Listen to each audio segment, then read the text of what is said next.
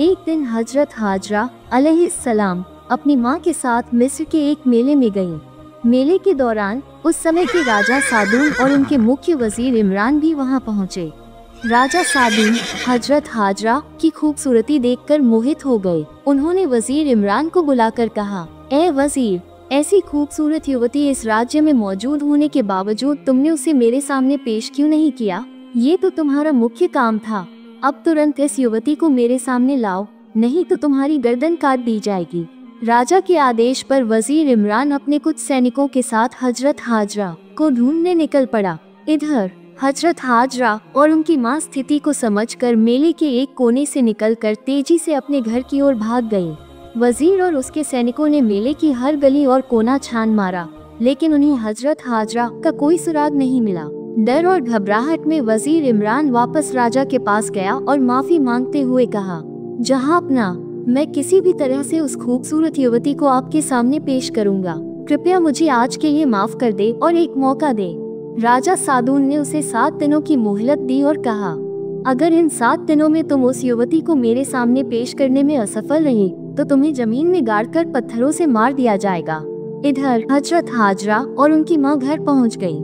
घर में पहुँचते ही हजरत हाजरा ने रोते हुए अपनी माँ से कहा, अम्मी जान, मुझे लगता है कि मेरे लिए इस घर में एक पल भी रुकना सही नहीं होगा। राजा के लोग शायद किसी भी वक्त यहाँ पहुँच सकते हैं, इसलिए मैं आज रात ही अंधेरे में किसी घने जंगल में चली जाऊंगी। आप मेरे लिए दुआ करें कि अल्लाह मेरी इज्जत की हिफाजत करे। माँ ने अपनी प्यारी बेटी हाजरा को गले लगाते हुए रोते हुए कहा, तुम्हें अकेले जाने नहीं दूंगी, मैं भी तुम्हारे साथ चलूंगी। तब हजरत हाजरा ने कहा, अम्मी जान, मुझे दौड़कर भागना होगा, लेकिन आपका कमजोर शरीर दौड़ने के लायक नहीं है। अल्लाह ताला हमारी हिफाजत करेंगे इंशाल्लाह।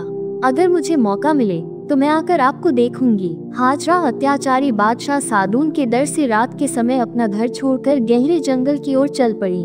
उनका दिल दर्द से फटा जा रहा था। वहीं उनकी माँ ने 2 रकात नमाज अदा की और हाजरा के लिए दुआ मांगने लगी। इसी बीच 3-4 लोग वहाँ पहुँचे और बाहर से आवाज देने लगे, ऐ खूबसूरत हाजरा, घर के बाहर आओ, हम बादशाह के हुक्म से आए हैं और तुम्हें अभी उनके दरबार में लेकर जाना है। जब उन्होंने कोई जवाब नहीं सुना तो वे अचानक घर में घुस गए। हाजरा की माँ को धमकाते हुए बोले, हाजरा तुम्हारी क्या लगती है? वो अब कहाँ है? उसे बाहर निकालो। उन्होंने जवाब दिया, मैं हाजरा की माँ हूँ, लेकिन मुझे नहीं पता वो अब कहाँ है। तब वजीर इमरान के एक साथी ने कहा, अगर इसे अच्छे से डराया जाए तो ये सब सच बता देगी। ये कहकर उन्होंने चाबुक से हाजरा की माँ को मारना शुरू कर दिया। उनके शरीर से खून बहने लगा। इसके बाद वे उन्हें बादशाह के पास ले गए।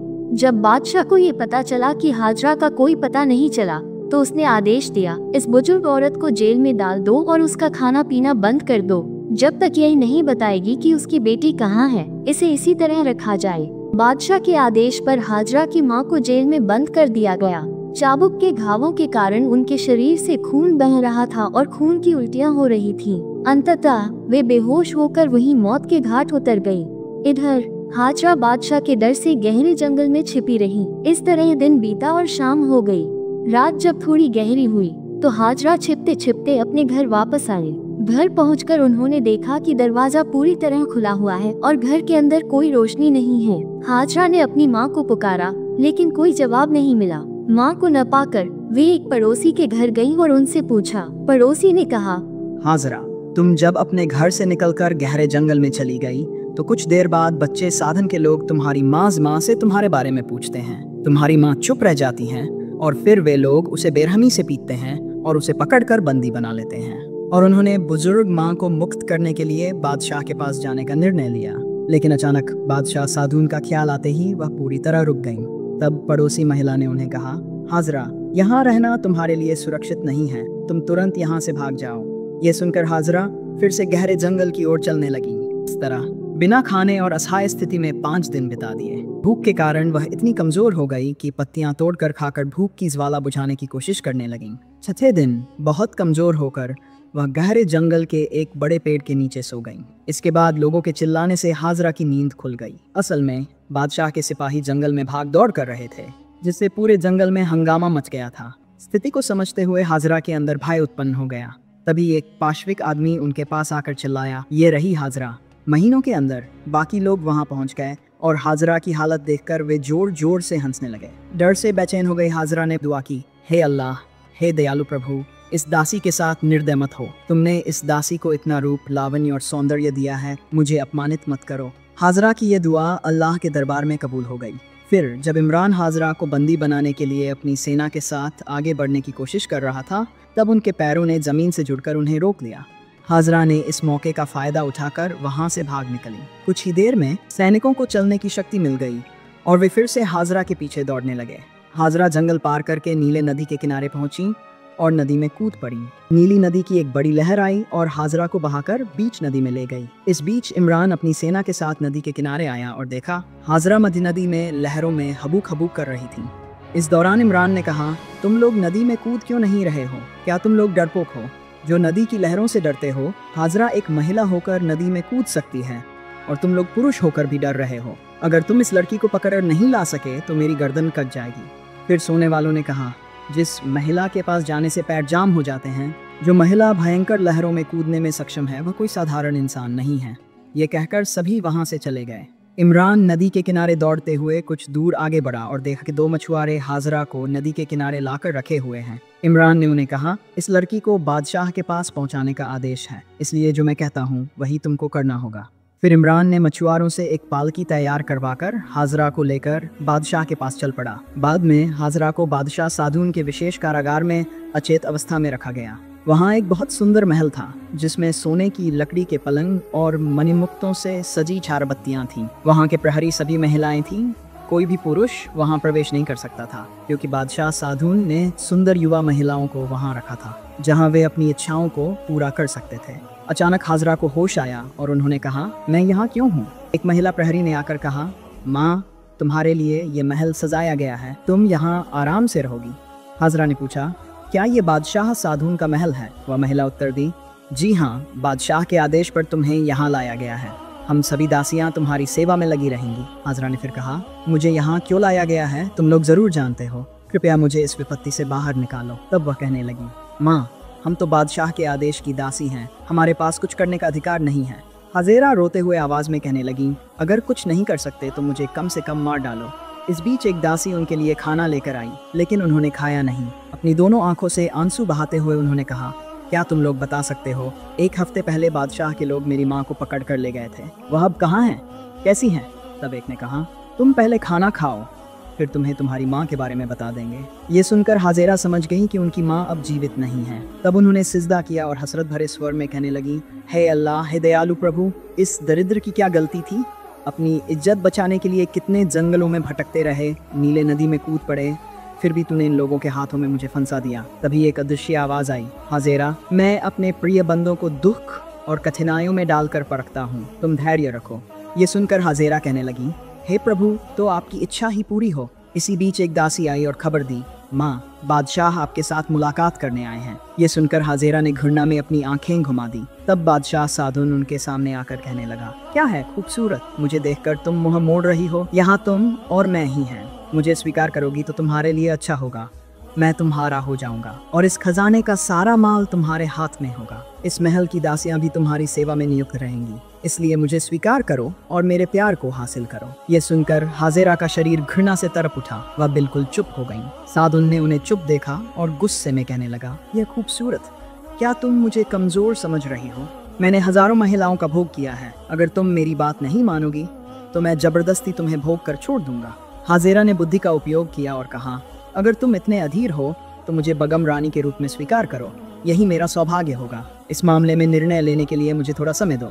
सादुन ये सुनकर खुश होकर बोला, तुम समय लो, मैं इंतजार करूंगा।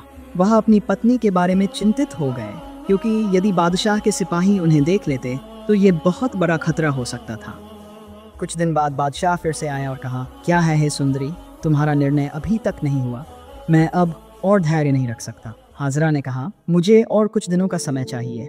सादुन ने कहा, क्या तुम मेरे साथ धोखा कर रही हो? सावधान, गलती मत करना, नहीं तो तुम मेरी पकड़ से कभी नहीं बच पाओगी। मैं तुम्हें 3 और दिन देता हूँ। उसके बाद अगर तुम राजी नहीं होती हो तो मैं तुम्हें मजबूरी से अपना इच्छा शक्ति पूरी करूंगा। ये कहकर बादशाह सादुन वहां से चला गया। बीबी हाजरा ने अल्लाह ताला की दरबार में रो रो कर प्रार्थना की, हे दयालु प्रभु, मेरा शरीर, मन, आत्मा, इज्जत सब कुछ तुझे सौंप देती हूँ, तुम मुझे अपनी रक्षा में रखो। कुछ दिन बाद बादशाह मदिरा पीकर हाजरा के पास आया और उसे पकड़ने के लिए हाथ बढ़ाया। हाजरा चिल्लाई, हे प्रभु मुझे बचा लो, और कहकर वह कमरे के कोने में कूद पड़ी, जिससे बादशाह उसे पकड़ने में असफल हो गया। इस बीच बादशाह के आंखों में तीव्र दर्द शुरू हो गया और थोड़े समय में वह अंधा हो गया। उसकी चीख सुनकर सब लोग उसे लेकर मुख्य बेगम के कमरे में गए, लेकिन कोई फायदा नहीं हुआ।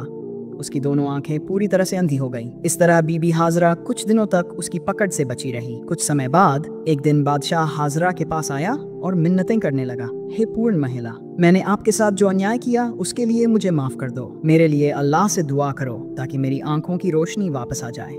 बादशाह के बार बार रोने पर बीबी हाजरा ने अल्लाह से उसके लिए दुआ की, जिसके बाद उसकी एक आंख ठीक हो गई। आंख ठीक होने के बाद बादशाह ने डर के मारे हाजरा के प्रति कोई बुरा इरादा नहीं किया, लेकिन फिर भी उसने वजीर इमरान को आदेश दिया और कहा, तुम रोज नई सुंदर युवतियों को मेरे सामने लाओ और विवाहित महिलाओं के पतियों को मारकर उनकी पत्नियों को पकड़ कर लाओ। इसी दौरान हजरत इब्राहिम अलैहिस्सलाम अपनी पत्नी सारा को लेकर मिस्र के पास से गुजर रहे थे। वह अपनी पत्नी के बारे में चिंतित थे, क्योंकि अगर बादशाह के सिपाही उन्हें देख लेते तो बहुत बड़ा संकट आ सकता था। अंत में इब्राहिम अलैहिस्सलाम ने सारा को एक संदूक में डाल दिया और उसे ऊंट की पीठ पर रखकर चल पड़े।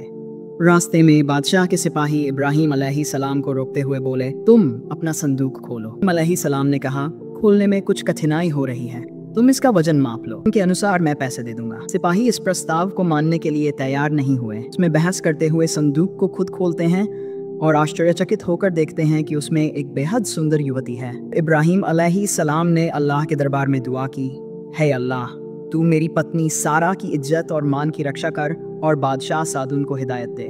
इसके बाद सिपाही उन्हें लेकर राजमहल में पहुंचे। बादशाह ने इब्राहिम अलैहिस्सलाम से पूछा, यह सुंदर युवती तुम्हारी क्या लगती है? इब्राहिम अलैहिस्सलाम ने कहा, वह मेरी छोटी बहन है, क्योंकि अगर मैं कहता कि वह मेरी पत्नी है तो उसे मार दिया जाता, इसलिए मैंने तावरियत छिपाव करके कहा कि वह मेरी बहन है। बादशाह सादुन ने कहा, तुम्हारी बहन को मेरे पास सौंप दो। इब्राहिम अलैहिस्सलाम ने कहा, तुम उससे पूछो, युवती है, वह अपनी मालिक है। सादुन ने फिर आदेश दिया, इस पुरुष को कारागार में बंद कर दो और महिला को मेरी सेवा में लाओ। कुछ समय बाद बादशाह सादुन फिर सारा के पास गया और बोला, क्या तुम मेरे प्रस्ताव को स्वीकार करोगी? तब सारा अलैहिस्सलाम बिना कुछ उत्तर दिए अल्लाह का जिक्र करने लगी। सादुन ने फिर कहा, तुम उत्तर दो या ना दो, मुझे कोई फर्क नहीं पड़ता, मैं तुम्हें स्वीकार कर ही लूंगा।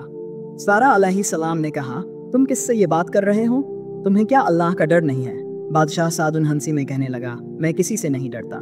ये कहकर वह सारा की तरफ बढ़ा, लेकिन उसके पैर माटी से चिपक गए, वह कोई कदम नहीं उठा सका। फिर बादशाह चिल्लाया, तुमने मुझे जादू किया है। वह पूरी कोशिश करने के बाद भी अपनी इच्छाओं को पूरा नहीं कर सका, क्योंकि अल्लाह की मर्जी ही सबसे बड़ी थी। फिर अचानक उसका माथा फट गया और उसकी दृष्टि फिर से खो गई, वह फिर से अंधा हो गया। तब बादशाह ने कहा, तुमने मेरी आंखों पर जादू किया है, तुम आज या कल मेरे हाथों में फंस जाओगे। फिर सारा अलैहिस्सलाम ने कहा, मैं कोई जादूगरनी नहीं हूँ, मैं इब्राहिम अलैहिस्सलाम की पत्नी हूँ। तुमने अल्लाह के नबी को जेल में डालकर उनके साथ गलत व्यवहार किया है, तुम्हें कठोर सजा मिलनी चाहिए। यदि तुम बचना चाहते हो तो अल्लाह के नबी को रिहा करो और उनसे माफी मांगो। यह सुनकर बादशाह के दिल में एक बदलाव आया। बादशाह सादुन ने इब्राहिम अलैहिस्सलाम और सारा को मुकत कर दिया। इब्राहिम अलैहिस्सलाम ने बादशाह सादुन से पूछा, तुम्हारी यह हालत क्यों है? बादशाह ने आंसुओं से कहा, मैंने बिना समझे आपके साथ गलत किया, मुझे माफ कर दें। मैंने अपनी जिंदगी भर गलतियां की हैं, मुझे अल्लाह से माफी मांगने का साहस नहीं है। मैं नहीं जानता कि कैसे मैं मुक्ति पा सकता हूँ। आप अल्लाह के नबी हैं, कृपया मेरे लिए दुआ करें कि अल्लाह मुझे माफ कर दे। इब्राहिम सलाम ने कहा, तुम तौबा करो और अल्लाह से माफी मांगो। अगर तुम सच्चे दिल से माफी चाहते हो तो अल्लाह तुम्हें माफ कर देगा। ये सुनकर बादशाह सादुन ने अपना सारा जीवन तौबा करते हुए अल्लाह से माफी की प्रार्थना शुरू कर दी। उसके आंसुओं से उसकी दृष्टि और शारीरिक ताकत फिर से लौट आई। फिर उसने कहा, हे अल्लाह के नबी, आप मुझे आपके धर्म में दाखिल कराए। बादशाह सादुन ने इब्राहिम अलैहिस्सलाम से कहा, आप मेरे राजपाट और सब कुछ ले लीजिए। इब्राहिम अलैहिस्सलाम ने कहा, मैं तुम्हारा राजपाट लेने नहीं आया हूँ, मैं अल्लाह का आदेश निभाने आया हूँ। तुम अपना राजपाट चलाते रहो और न्याय का पालन करते रहो।